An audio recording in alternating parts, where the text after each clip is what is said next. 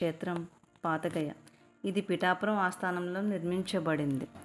ఈ వీడియోలో పాతగయ అనే పేరు ఎలా వచ్చిందో తెలుసుకుందాం. పురాణాల ప్రకారం విష్ణువు యొక్క గొప్ప భక్తుడైన గయాసురుడు అనే రాక్షసుడు కఠినమైన తపస్సు చేశాడు. విష్ణువు అతని యందు ప్రత్యక్షమై తనను చూసి ఎవరైనా మోక్షాన్ని పొందాలని అతని కోరికను తీర్చాడు. భూమిపై ఉన్న ప్రతి ఒక్కరూ మోక్షాన్ని పెంచుకోవడం ప్రారంభించారు. స్వర్గపు దేవుడైన ఇంద్రుడు అతని మోక్షాన్ని పొందితే సృష్టిలో అసమతుల్యత ఏర్పడుతుందని ఆందోళన చెంది పరిష్కారం కోరుతూ విష్ణువు, శివుడు మరియు బ్రహ్మను ప్రార్థించారు.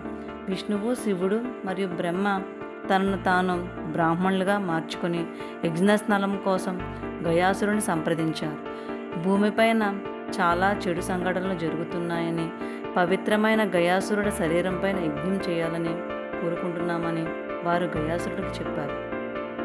ఈ యజ్ఞం 7 రోజులు నడుస్తుందని మరియు ఎట్టి పరిస్థితుల్లోనూ తీర్చకపోతే మీరు బాధను భరించేంత బలంగా ఉండాలని బ్రాహ్మణులు అతనికి చెప్పారు. గయాసురుడు వారి కోరికను అంగీకరించి శిరస్సును శిరోగయ బీహార్లోని గయ, నాభిని జయాపూర్ ఒరిస్సాలోని నబిగయగా, తన పాదాలని పిఠాపురం తూర్పుగోదావరి జిల్లా ఆంధ్రప్రదేశ్లో పాతగయగా ఉంచి భూమిపైన పడుకుని నిద్రపోయాడు. గయాసురుడు తెల్లవారుజామున కోడి కూయడంతో రోజులు లెక్కించడం ప్రారంభించాడు. మరియు యజ్ఞం చివరి రోజున శివుడి కోడి రూపాన్ని దర్శించి అర్ధరాత్రి కూశాడు. గయాసురుడు మేల్కొన్న ఉపాయం తెలియక యజ్ఞాన్ని కలవరపెట్టాడు. బ్రాహ్మణుడికి ఇచ్చిన మాట తప్పడంతో గయాసురుడు తనను తాను అర్పించుకోవడానికి సిద్ధంగా ఉన్నాడు.